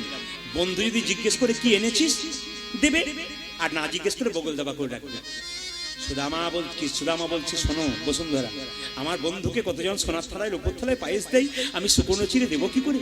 আরে বাবা তোমাকে দিতে বলছি না তো, যদি চাই তবে দেবে, আর না চাইলে দিতে হবে না। মায়েরা সবাই তো করে। সুদামা চলে যাচ্ছে কৃষ্ণের কাছে, সবাই মাথায় কাপড়টা নিন। ভক্তিবের দাদা ভাইরা যারা আছেন, বাবার আছেন, রুমাল তোয়ালে থাকলে মাথায় নেবেন, আর না থাকলে মাথায় ঠেকাবেন, বাবু হয়ে বসবেন এই জায়গাটায়। সুদামা যাচ্ছে কার কাছে? মা কৃষ্ণের কাছে। যাওয়াটা দেখুন, ওই কৃষ্ণ কোথায় কৃষ্ণ? কদিন খাই না জানেন আপনারা? একবার উপবাস করে রাস্তায় চলতে গেলে টলতে টলতে পড়েন। সুদামা 3 দিন খায় নাই, তার ছেলে মেয়েগুলো 2 দিন খায় নাই, খাবার ভিক্ষা করে এনেছে। সুদামা না খেয়ে পা টলতে টলতে যাচ্ছে কৃষ্ণের কাছে। কত কৃষ্ণকে ভালোবাসে। কে কষ্ট মারছে? কে কষ্ট মারছে বাবা? কি আছে? আচ্ছা আচ্ছা বাবা, বসো বসো বসো, ওনাকে দেখতে পাচ্ছেন, বসো একটু সরে যাও। হ্যাঁ, কই কৃষ্ণ কোথায় কৃষ্ণ? উরুধ্বনি। কোথায় প্রাণ সখা? কৃষ্ণ কোথায় কৃষ্ণ? কোথায় প্রাণে সখা? আজ কই কৃষ্ণ কোথায় কৃষ্ণ কালো সখা কদিন খাই নাই যে বলুন কদিন খাই নাই কদিন কই কৃষ্ণ কোথায় কৃষ্ণ কোথায় প্রাণের সখা ওই কৃষ্ণ কোথায় কৃষ্ণ কোথায় প্রাণে সখা অনেক দিন দেখি নাই তোরে একবার গেলে দেখা দেখি নয় তোরে একবার দেখো ও যে অনেক দিন দেখি নাই তোরে একবার গেলে দেখা উৎকানয়নী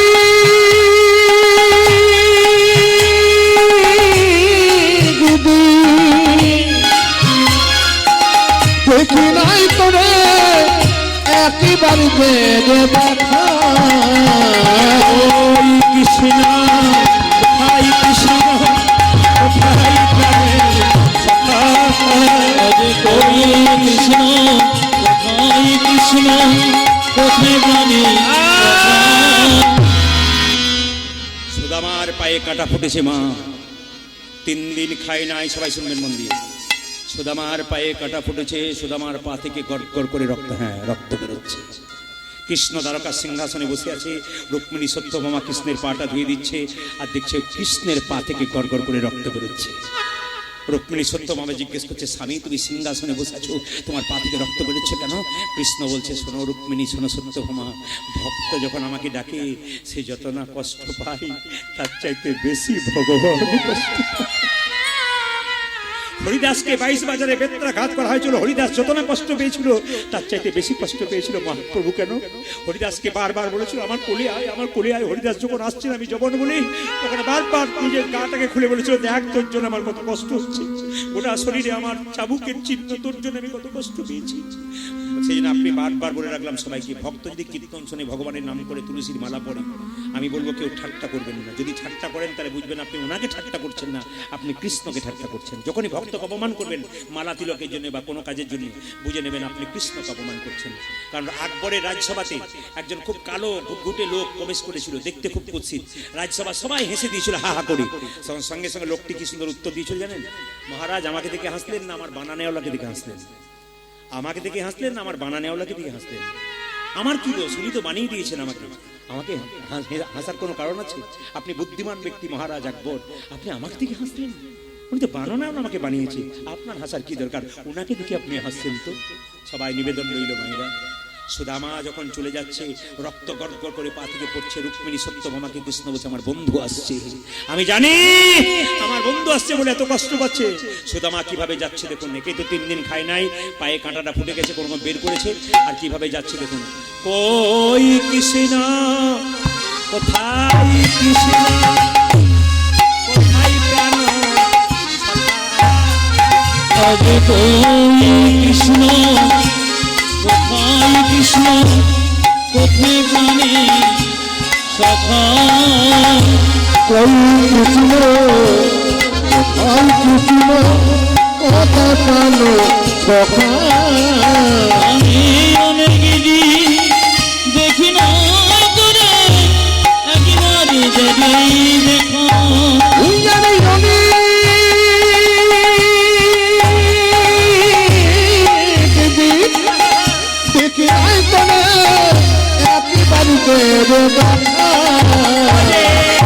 অনেক দিন দেখি নাই তোরে একবারে দেবে দেখা রে দেখি নয় তোরে একবার যদি দেখো কৃষ্ণ কোথায় কৃষ্ণ কোথায় প্রাণে সখা আজ কোথায় কৃষ্ণ কোথায় কালো সখা যেই না চলে যাচ্ছে কৃষ্ণ কৃষ্ণ বলে কৃষ্ণের পাহারাদাররা বললো কাহা যাওগে তুম ভিখারি সুদামা বলল, আমি ভিখারি নই, কৃষ্ণের বন্ধু। কৃষ্ণের বন্ধু? হ্যাঁ, তোমাদের রাজার কাছে গিয়ে বলো সুদামা এসেছে। কৃষ্ণের কাছে গিয়ে বন্ধু পাহারাদাররা গিয়ে বললো, রাজামশাই আপনার প্রিয় বন্ধু সুদামা এসেছে। আমার বন্ধু সুদামা এসেছে? হ্যাঁ সুদাম। দেখুন কালী পুজো চলছে বলে বক্সে জোর দেখছেন 10 কিলোমিটার দূর থেকে, কত অধঃপতন আমাদের, বুঝতে পারছেন? আচ্ছা, ওর পাশের বাড়িতে কোনো হার্টের কোনো রোগী থাকে, ও বিচার করে বলবেন আপনার কথাগুলো। 10 ছেলেরা আমাকে বললো, ছেলেরা বলছে দাদা ওখানে 10 কিলোমিটার দূর থেকে ওটা চলছে। তাহলে কোনো হার্টের রোগী যদি থাকে, কোনো অসুস্থ ব্যক্তি যদি বাড়ির পাশে বাস করে, তাদের কি কত অধঃপতন আমাদের এসছে, চিন্তা করতে পারছেন? আর কত অধঃপতন দিকে তাকাবেন।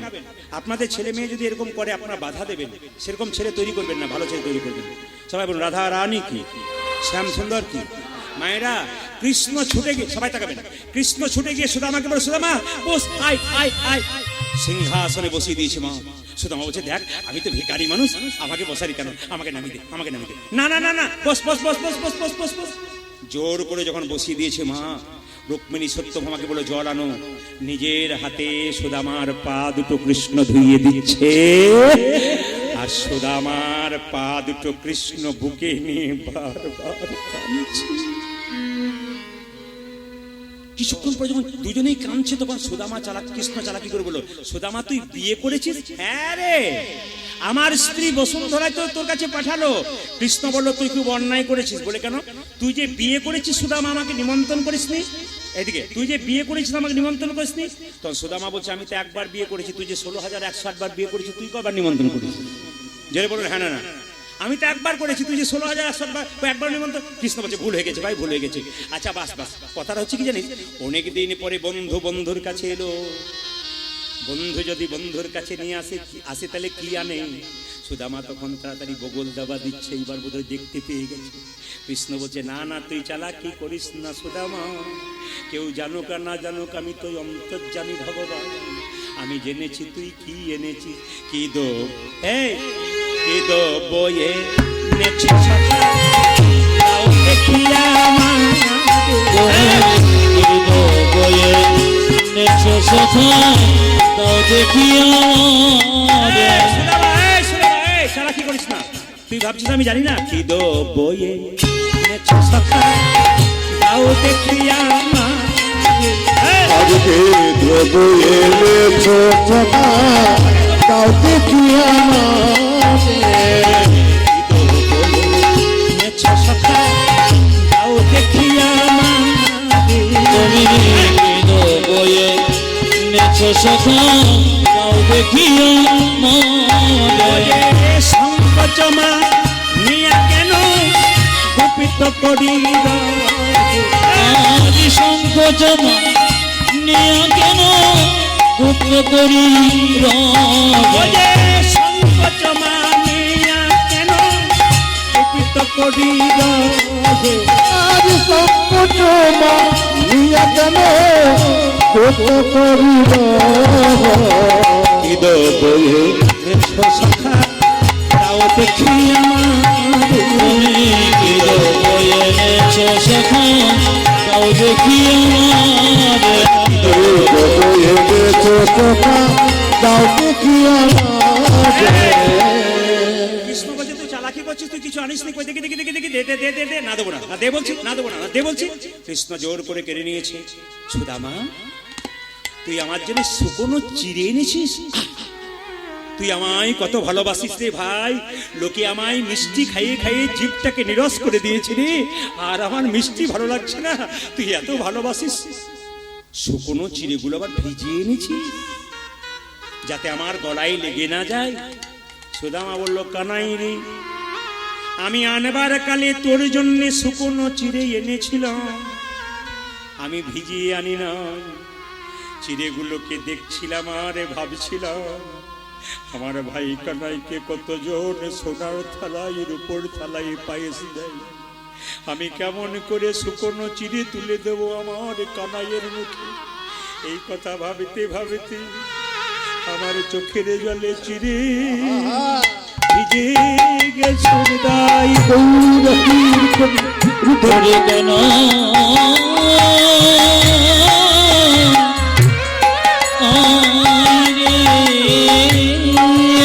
হরি বল হরি বল।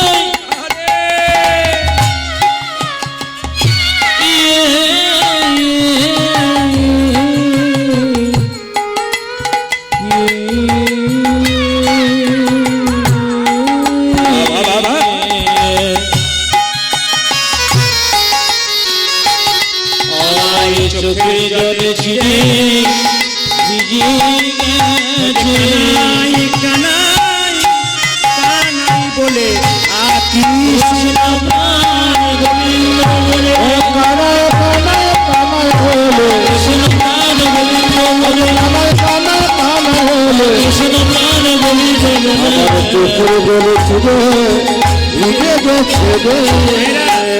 এতজন এতক্ষণ ধরে কীর্তন শুনলেন, খুব ভালো করে শুনে নিন দামি কথা। কৃষ্ণ দ্বারকা সিংহাসনে বসে বসে প্রতিজ্ঞা করলেন, ওরে সুদামারে তোর এই চোখের জলে ভিজেছি রেখে আমি প্রতিজ্ঞা করলাম দ্বারকা সিংহাসনে বসে কলিযুগে কোনো নারী বা পুরুষ যদি ভিক্ষা করে এনে কানতে কানতে চলে যায় সুদামা। আস্তে আস্তে চৈত্র মাস চলে এলো।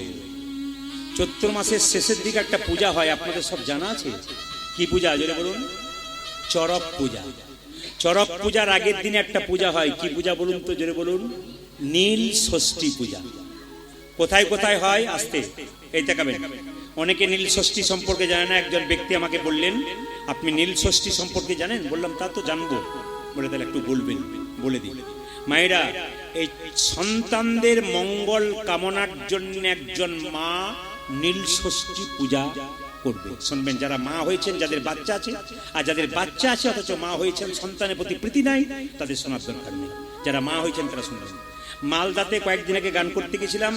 একজন মহিলা আমাদের সেবা দিচ্ছেন ডান হাতে, গোবিন্দকে সেবা দিচ্ছেন ডান হাতে, কিন্তু নিজে খাচ্ছেন বাঁ হাতে। ওনাকে জিজ্ঞেস করলাম, দিদি তুমি ডান হাতে গোবিন্দকে দিচ্ছ, ডান হাতে বৈষ্ণবকে দিচ্ছ, ভক্তকে দিচ্ছ, বাঁ হাতে তুমি খাচ্ছ কেন? ওই মেয়েটি সুন্দর একটি কথা বললেন, বাবা 7টা ছেলে মরে যাবার পর একটা ছেলে হয়েছে।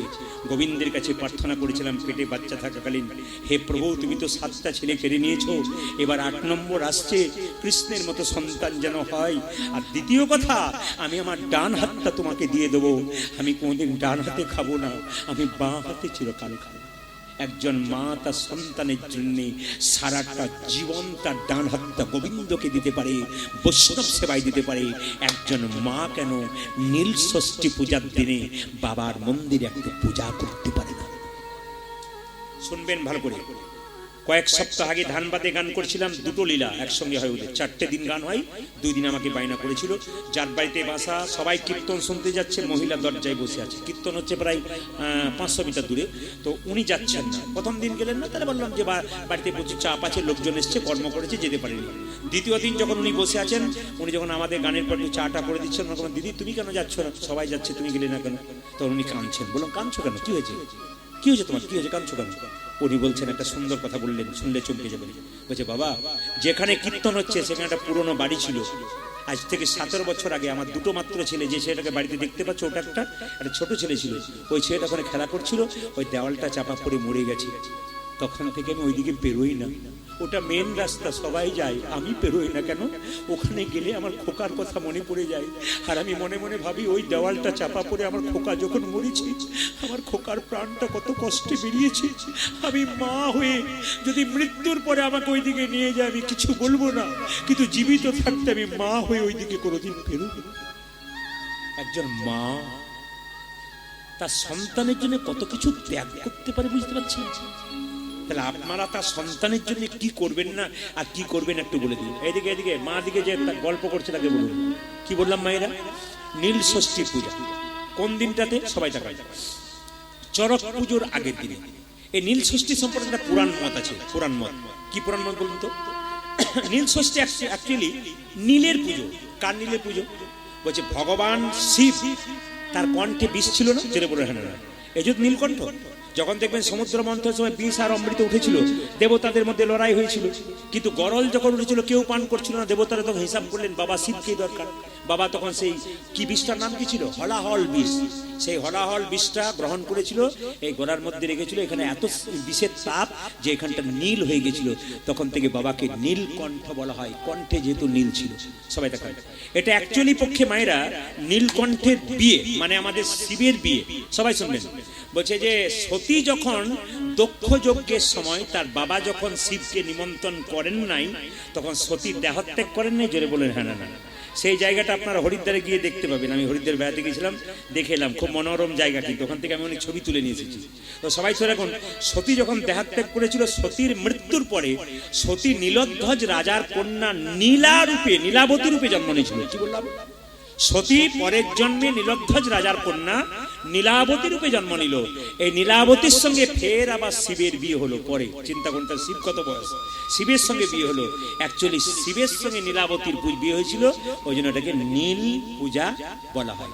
নীল ষষ্ঠী বলা হয় কেন? তারিখটা ষষ্ঠী নয়, তাহলে নীল ষষ্ঠী বলা হয় কেন? তার একটা শাস্ত্রের রেফারেন্স আছে। সবাই শুনবেন, আপনার গয়া কাশী বৃন্দাবনের নাম শুনেছেন তো মায়েরা? ওই কাশীতে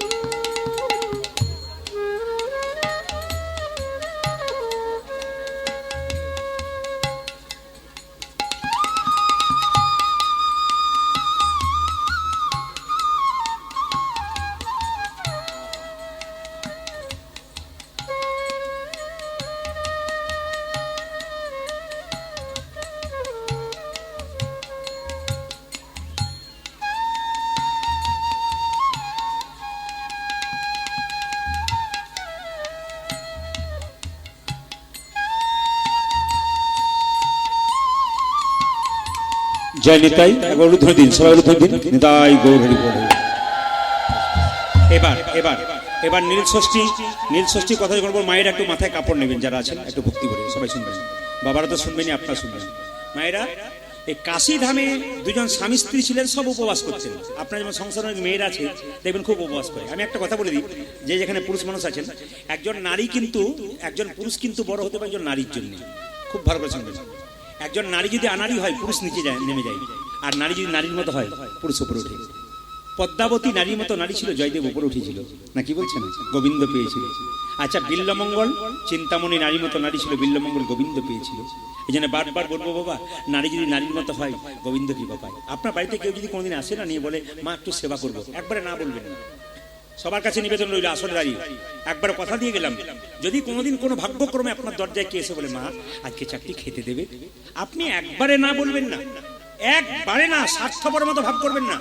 একবারে বড় হবার পেছনে কারণ আছে। আমি দেখেছি আমার বাড়িতে, একবার সজাগ বলে দিই, আমার স্ত্রীর কাছে কোন একজন দুপুরবেলা এসে বলেছে খাবার সময়, মা একটু সেবা দেবে। দেবো না কেন, একটু গ্রামটা ঘুরে আসি, আমি একটু ভিক্ষা টিক্ষা করে তোমার বাড়িতে সেবা দেবো। 3টে বেজে গেছে, দেখছি উনি বসে আছেন।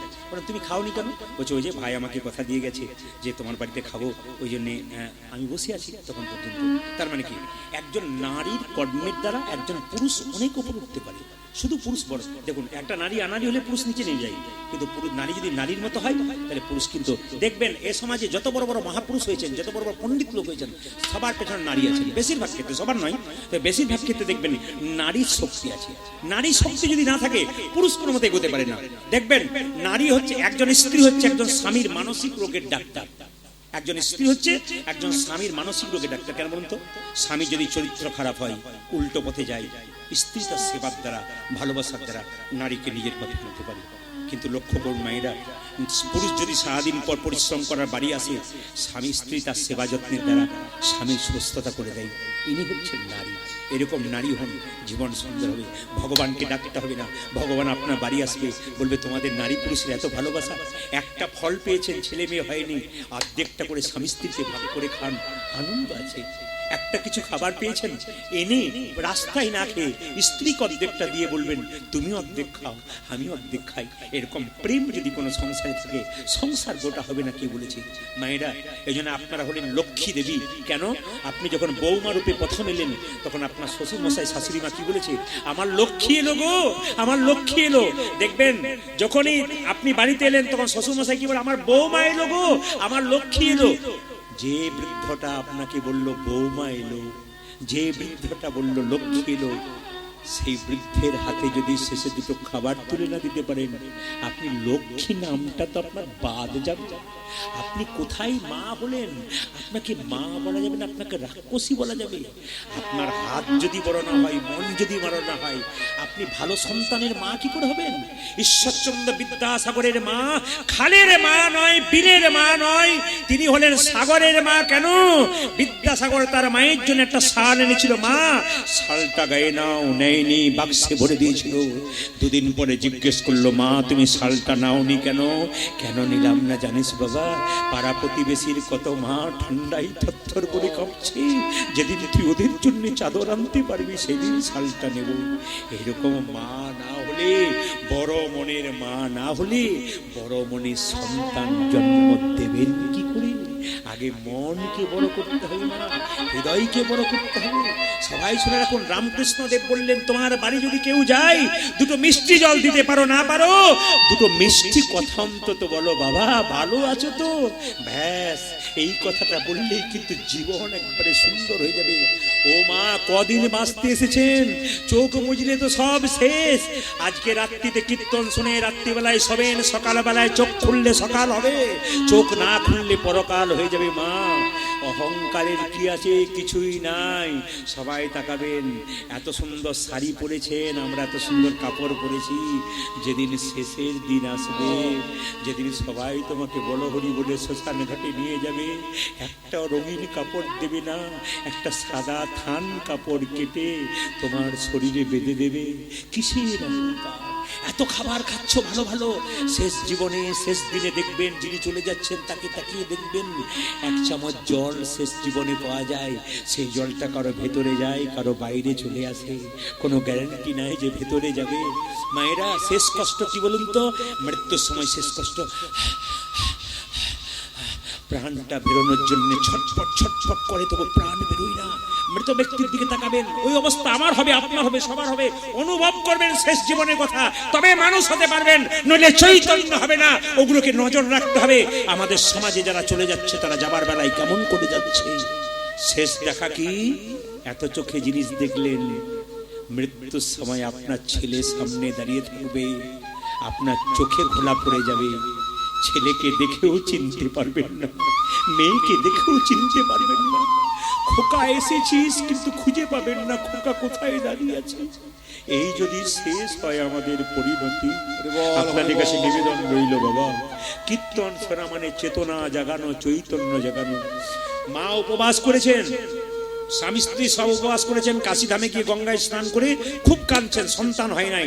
মা ষষ্ঠী রূপ ধারণ করে এসে বলে উঠলো, কে তোমরা? আমরা ব্রাহ্মণ। কি করছো? গঙ্গায় স্নান করলাম, আমাদের সন্তান নাই। বলছে, শোনো মা, এই সামনে যে নীল ষষ্ঠী পূজা আসছে, বাবা শিবের মন্দিরে 30 দিন ধরে বাবাকে স্মরণ করো, মানে 14 মাসটা গোটাটাই বাবাকে স্মরণ করবেন। শেষ দিন চড়ক পূজা, বাবাকে স্মরণ করবেন। বলছে প্রতিদিন বাবাকে স্মরণ করবেন, আর নীল পূজার দিনে শিব মন্দিরে গিয়ে মা উপবাস থেকে একটা প্রদীপ দেবে। মায়ের মনোবাসনা পূর্ণ হবে, ছেলের মঙ্গল হবে, মা ছেলের কৃপা প্রার্থনা করবে। আর যাদের সন্তান নাই, তাদের সন্তানও পর্যন্ত হতে পারে যদি নীল ষষ্ঠীর পূজা করতে পারে। সবাই লক্ষ্য করুন মায়েরা, সুদামা কি করেছে সবাই লক্ষ্য করুন। সুদামা যখন বারবার কাঁদছে, তখন তার বাবা বললো, এক কাজ করো, একে আর রাখা যাবে না, একে সন্দীপন মুনির আশ্রমে কৃষ্ণ বলরাম ভর্তি হলো কংসকে ধ্বংসন করে, চলো ওখানে গিয়ে ভর্তি করে দিন। ছেলেকে নিয়ে তার বাবা চললো। কে চললো ভাইরা? কে চললো? সুদামার বাবা। কার কাছে? না, যেখানে কৃষ্ণ বলরাম ভর্তি হয়েছে। কোথায়? না, আমাদের সন্দীপনির মুনি আশ্রমে যাচ্ছে। জয় গুরু, জয় গুরু, গুরুদেবের জয়। জয় গুরু, জয় গুরু, গুরুদেবের জয়। জয় গুরু, জয় গুরু, গুরুদেবের জয়। জয় গুরু, জয় গুরু, গুরুদেবের জয়। জয় গুরু, জয় গুরু, গুরুদেবের জয়। আজ জয় গুরু গুরুদেবী জয়। জয় গুরু গুরুদেবের জয়। জয় গুরু গুরুদেব জয়। গুরু পিতা গুরু মাতা গুরু দয়া মা। আজ গুরু পিতা গুরু মাতা গুরু দয়ামা। গুরু পিতা গুরু মাতা গুরু দয়া মা। আজ গুরু পিতা গুরু মাতা গুরু দয়াময়। ওই যে আধার থেকে আলোর গুরু গুরু সর্বময়। আজ আমার থেকে আলো গুরু গুরু সর্বময়। আধার থেকে আলোর গুরু গুরু সর্বময়। আজ আধার থেকে আলোর গুরু সর্বময়। জয় গুরু জয় গুরু জয় গুরু জয় গুরু জয় গুরু জয় গুরু জয় গুরু জয়। গুরু জয় গুরু জয় গুরু জয় গুরু জয়। হ্যাঁ, সন্দীপান মুনি কি, জয় সন্দীপান মুনি কি, জয়। সন্দীপান মুনি কি। জয়। সন্দীপন মুনি আশ্রমে, গুরুদেবের আশ্রমে কৃষ্ণ বলরামের সঙ্গে একসঙ্গে ভর্তি হলো কে বলুন তো? সুদামা ঠাকুর। আনন্দে দিন কাটছে কিভাবে মায়েরা? শিক্ষার উদ্দেশ্যে তথাই একত্রিত হইল। শিক্ষার উদ্দেশ্যে তথা একত্রিত হইল। শিক্ষার উদ্দেশ্যে তথাই একত্রিত হইল। তাদের শিক্ষার ঔদসে তথা একত্রিত হইল। দিন পরে সুদামা আনন্দ পাইল। বহুদিনী পরিষদমা আনন্দ পাইল। বহুদিন পরে সুদামা আনন্দ পাইল। বহুদিন পরে সুদামা আনন্দ পাইল। আনন্দ ধরে না, আনন্দ ধরিল। আনন্দ ধরে না, আনন্দ ধরে না। পরে সুদামার আনন্দ ধরে না। ওরে বহুদিনী পরিষদমা আনন্দ ধরিল। বহুদিন পরে সুদামার হরি হরি হরি বলে। বহুদিনী পরিষদমা হরি হরি হরি বলে। বহুদিনী পরিষদমা হরি হরি হরি বলে। বহুদিনী পরিষদমা হরি হরি হরি বলে। বহুদিনী পরিষদমা হরি হরি হরি বলে। আনন্দ ধরে না। বহুদিনী পরিষদমা আনন্দ পাইল। বহুদিন পরে সুদামা আনন্দ হইল। ভাইরা, আপনারা সবাই কীর্তন করবেন তার আগে আপনারা সবাই কীর্তন করবেন তার আগে বলে দিই সবাইকে, পয়লা বৈশাখ যেদিন গেলেন সুদামা সেদিন পয়লা বৈশাখ। আচ্ছা, আগামী নববর্ষ পয়লা বৈশাখ আসছে, একটু সংক্ষেপে আপনাদের বলে দিই। জোরে বলুন, নববর্ষ কি? নববর্ষ কি? পুরাতন গ্লানি ত্যাগ করে নতুন বছরে প্রবেশ করুন। আর একটা কথা আপনাদের বলে যাই, এই নববর্ষ যেদিন আসছে কয়েকটা কাজ আপনারা করবেন। সেটা কি? সবাই শুনবেন। নববর্ষের দিনে সবাইকে বলে কি, পয়লা বৈশাখ নববর্ষের দিনে আপনারা আপনার বাড়ির দরজায়, জ্যোতিষ শাস্ত্র বলছে, আমি জ্যোতিষ বন্ধু আমার প্রচুর আছে, তাদের সঙ্গে আলোচনা হয়, তারা বলছেন সংসারের উন্নতির জন্য প্রত্যেকটি পরিবার পয়লা বৈশাখ এই কাজটা করতে পারে। কি কাজ না, আপনার বাড়ির দরজাতে 7টা 9টা 11টা 13টা নয়, কিন্তু 3 13 23 আমরা পছন্দ করি না বাঙালিরা, তো 7টা 9টা 11টা 15টা 17টা 21টা আম পাতা টাঙানো যেতে পারে। কি দিয়ে? লাল সুতো দিয়ে। এবং প্রত্যেকটি আম পাতার মধ্যে তেল, হলুদ এবং সিঁদুর মিশিয়ে একটু করে ফোঁটা দিয়ে দেবেন। কোন আম পাতার মধ্যে? যে আম পাতা টাঙিয়ে দিলেন। খুব মাথায় রাখবেন মায়েরা, পয়লা বৈশাখ একবার বাইরের দরজাতে আম পাতা বীজের সংখ্যা কটা টাঙাবেন? বীজের সংখ্যা 7টা হতে পারে, 9টা হতে পারে, 11টা হতে পারে, 15টা হতে পারে, 17টা হতে পারে, 19টা হতে পারে, 21টা হতে পারে, আপনারা টাঙাবেন। আর কি করবেন? সিঁদুর, তেল আর একটু কি বললাম, হলুদ মাখিয়ে একটু ফোঁটা ফোঁটা দিয়ে দেবেন। এইবার বললি, দরজার সামনে দুটো স্বস্তিক চিহ্ন দিতে হয় পয়লা বৈশাখ। কি দিয়ে? সিঁদুর দিয়ে। কিন্তু ওটা 15 দিন পর পর কিন্তু আবার সিঁদুর দিয়ে বুলিয়ে দেবেন। আর দ্বিতীয় কথা, ওই আমের শোকাটা কিন্তু আবার 8 দিন পর, পয়লা বৈশাখের 1 সপ্তাহ পরে আবার চেঞ্জ করে একবার দিয়ে দেবেন, তারপর দেবার দরকার নেই। এই পয়লা বৈশাখের দিনে পুরুষ মানুষের ধুতি পাঞ্জাবি পরা দরকার, এটা নিয়ম। পাশ্চাত্য শিক্ষায় শিক্ষিত হয়ে এখন তো আমরা সব ভুলে গেছি ধুতি পাঞ্জাবি। একমাত্র বাবারা, বয়স্ক যারা আছেন তারা এখন পড়ছেন, পরবর্তী প্রজন্ম পড়ছে না। বারমুন্ডা থেকে কোন মুন্ডাতে পৌঁছাবে কোনো গ্যারান্টি নেই। ওই জন্য বলে দিই, এখন যা হচ্ছে, এখন দেখতে পাচ্ছি রাস্তাতে শাশুড়ি যাচ্ছে ম্যাক্সি পরে, জামাই যাচ্ছে বারমুন্ডা পরে, চিনতে পাচ্ছি না কোনটা শাশুড়ি কোনটা জামাই। এরকম হচ্ছে আর কি সব জায়গায়। তো সবাই লক্ষ্য করুন, যত দিন যাচ্ছে। এইদিকে মায়েরা, আর কি বললাম, ছেলে মেয়েদের হাতে কালো সুতো বেঁধে দেবেন। বৈশাখ মাসে জ্যোতিষ বলছে যে ছেলে মেয়েদের হাতে কালো কার বা কালো সুতো, ছেলে হলে ডান হাতে আর মেয়ে হলে বাঁ হাতে। কেন বলুন তো? শনির যে 7.5 দশা ছেলে মেয়েদের উপরে পড়ে, শনির দশা, এই শনির দশা কেটে যায় যদি কালো কাঠটা, কালো সুতোটা বাঁধা হয়। 2 নম্বর বলে রাখি, শনির যে দশা তা কাটে। আর কালো সুতো পড়লে অনেক রকমের উপকার আছে। ওই জন্য পয়লা বৈশাখ জ্যোতিষ শাস্ত্র বলছে আপনার কালো সুতো দেবেন। তিন বলে রাখি, পয়লা বৈশাখ একটু পরমান্ন তৈরি করে একটু আপনি কোথায় দেবেন, মানে লক্ষ্মীর চরণে দেবেন। কারণ লক্ষ্মী কি পছন্দ করে মায়েরা? লক্ষ্মী পছন্দ করে মিষ্টি, আর অলক্ষ্মী পছন্দ করে কি? টক আর ঝাল। ওই জন্য যারা দোকানদার আছে, ব্যবসায়ী আছে ঝিঙ্কির হাটে, তারা এখানে কীর্তন শুনছে, তাদেরকে বলবো এই যে লেবু লঙ্কা আপনারা টাঙিয়েছেন, এই লেবু লঙ্কা কেন টাঙাটা? অনেকে জিজ্ঞেস করে, বলতেই পারে না। আমি অনেক জায়গাতে জিনিসপত্র আনতে গিয়ে জিজ্ঞেস করি, দাদা লেবু লঙ্কা টাঙিয়েছেন কেন? আপনি তো সব জানেন। বলেন না আমি জানি না, আপনি বলুন। বলে না না, ওইসব মা বাবা সব শিখিয়েছে বলেছে, ওই শুনলাম, কিন্তু কেন টাঙাটা? অলক্ষ্মীর প্রিয় খাদ্য টক এবং ঝাল। লক্ষ্মীর প্রিয় খাদ্য কি বলুন তো মায়েরা? যেটা বলুন, মিষ্টি, মিঠাই। এই জন্য যারা দোকানদার হয়, লক্ষ্মী গণেশের কাছে মিঠাই দেয়, আর দরজার সামনে একটা লেবু একটা লঙ্কা ঝুলিয়ে দেয়। কেন? যদি অলক্ষ্মী প্রবেশ করতে যায়, তবে প্রথমেই টক আর ঝাল পেয়ে গেল, আর ঠকবার চান্স নাই। চোর যদি চুরি করতে যায়, আপনার বাড়িতে 1 লাখ টাকা আছে, যদি দরজার সামনে পেয়ে যায়, ভেতরে ঢোকার চান্স নাই, কারণ পেয়ে গেছে, পালিয়ে যাবে। এই জন্য আপনাদের কাছে নিবেদন রইল, টক ঝাল কেন দেওয়া হয় আপনারা শুনতে পেলেন। তবে পয়লা বৈশাখ একটা দারুণ কাজ করবেন, সেটা শুনে রাখুন। পয়লা বৈশাখের আগের সপ্তাহে সবাইকে বলে রাখি, বৃহস্পতিবার যেটা পড়বে, সেই বৃহস্পতিবার কর্পূর জল দিয়ে গোটা বাড়িটা পরিষ্কার করবেন। বিশেষ করে যেগুলো অন্ধকার জায়গা, যেমন ছপ্পরের তল, তক্তার তল, যেখানে দেখবেন মাকড়সার জাল, ওগুলোকে পরিষ্কার করবেন। পয়লা বৈশাখের আগে পরিচ্ছন্ন বাড়ি করবেন, একবারে নিখুঁত, এবং ওই কর্পূর দিয়ে দেবেন জলের মধ্যে। আর আপনারা কাজ করবেন, সবাইকে বলে রাখি, ওটা মঙ্গলবার দিন আপনারা 1 বালতি জলে একটু লবণ নেবেন, একবার দোকান থেকে টাটকা লবণ 100 গ্রাম দিয়ে, সেই জল দিয়ে গোটা বাড়িটা পরিষ্কার করবেন। এই কতগুলো কাজ করুন, পরমান্ন তৈরি করে তুলসী পত্র দিয়ে, গোবিন্দের চরণে, লক্ষ্মী দেবীর চরণে দিয়ে, হ্যাঁ, বাড়ির সবাইকে সেবা করান, বাড়ির বাচ্চাদের সেবা করান। আর মায়েদের চেষ্টা করবে সেদিন লাল শাড়ি পরা, কারণ অর্থ সমৃদ্ধির লক্ষণ। সেটা কি বলছে? মায়েরা যদি পয়লা বৈশাখ কেউ মানে লাল শাড়ি পরতে পারে, তাহলে জ্যোতিষশাস্ত্র বলছে কি বলছে, যে অর্থ সমৃদ্ধির আশা আছে। ওই জন্য মায়েরা সেদিন অন্তত সবার কাছে নিবেদন রইল, আপনার একটা লাল কাপড় পরবার চেষ্টা করবেন। আসুন, এই পয়লা বৈশাখে যখন প্রবেশ করলো মায়েরা, তখন সুদামার কৃষ্ণ এবং ভক্তগণ সবাই মিলে গুরু দিয়ে কি করলো, আনন্দ করে গাইতে লাগলো। সবাই মিলে হাত তুলুন তো, সবাই মিলে একসঙ্গে হাত তুলবেন সবাই, হ্যাঁ একসঙ্গে, হ্যাঁ শ্যামল তুলুন, একসঙ্গে হাত তুলুন। আনন্দ করছে কে? কৃষ্ণ বলরাম, সবাই আনন্দ করছে। কিভাবে? সবাই লোক হাত তুলুন, তালি।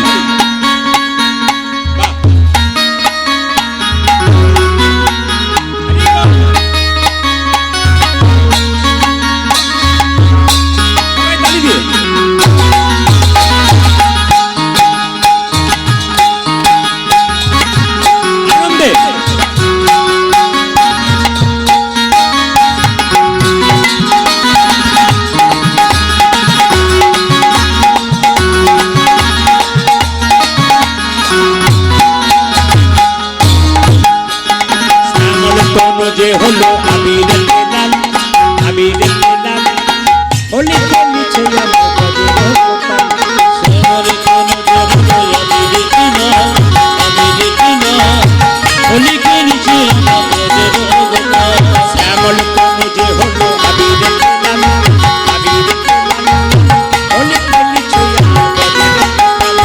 শ্যামল তনু যে হলো আবিরের লাল, আবিরের লাল, হোলি খেলিতে আমার বাজে গোপাল। আপনাদের আসরটা ভারী সুন্দর। আমি ঝিঙ্কিতে গিয়েছিলাম, আসরটা ছোট কিন্তু ভারী সুন্দর। আপনাদের এলাকা ভালো, খুব সুন্দর। সবার কাছে একটা নিবেদন রইল। আসলে ছোটবেলা থেকে আমি যখন কীর্তন শিখবো, পড়াশোনা করতাম, তখন মুরারি বাপু বলে একজন দেখবেন, রাম কথা বলে, ইউটিউবে সার্চ করবেন মুরারি বাপু, প্রায় 80-90 বছর বয়স। উনি এত সুন্দর মজার কথা বলতেন যে মানুষকে হাসিয়ে দিতেন, আবার কাঁদিয়ে দিতেন, আনন্দে রাখতেন গোটা আসরটাকে।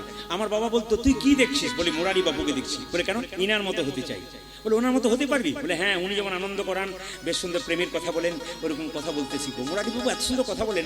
মুরারি বাবুকে আমি আইডেল করে কীর্তন শিখেছি, মানে ওনাকে আমি শ্রদ্ধা করে করে কীর্তন শিখেছি। উনি হিন্দিতে বলেন, আমি হিন্দি ভালো বুঝতে পারি, কিন্তু আমি বলতে পারি না খুব একটা ভালো, কিন্তু ওনার সুন্দর বাচনগুলো শুনতে পাই, সুন্দর সুন্দর কথা। আপনাদের আসরটা এত সুন্দর, আজকে আপনাদের চ্যানেলটার নাম দিলাম, আসরের চ্যানেলটার নাম দিলাম, এই আসরটার নাম দিয়ে গেলাম সংস্কার চ্যানেল। আপনাদের এই মৌখালির আসরটার নাম দিলাম সংস্কার চ্যানেল। কেন?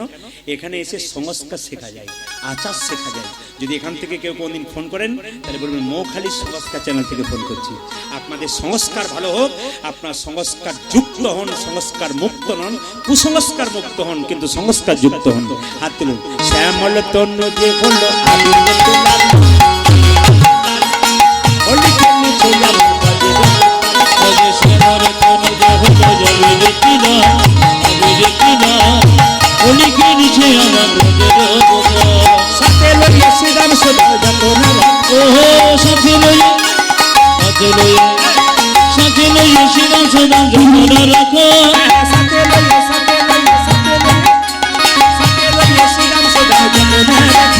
যে সাথে লইয়া শ্রীরাম সুদাম যত মহান সাথে লইয়া শ্রীরাম সদা যত মেঘা হরি সাথে লইয়া শ্রীরাম সুদাম যত মহান হলি হলি ছয়া শ্যামল তন যখন আমি দেখি না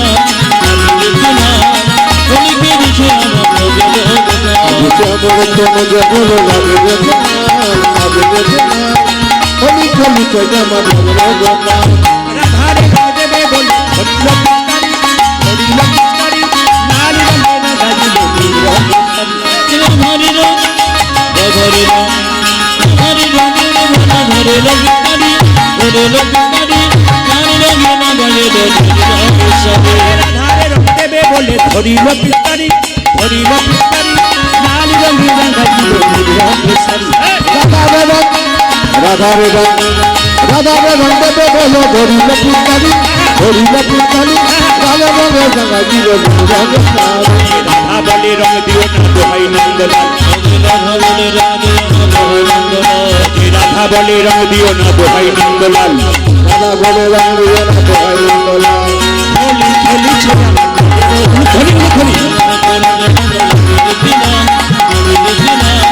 হলি হলি শ্যামল তনু যখন রামের বিলাল হলি হলি ছয়া হরি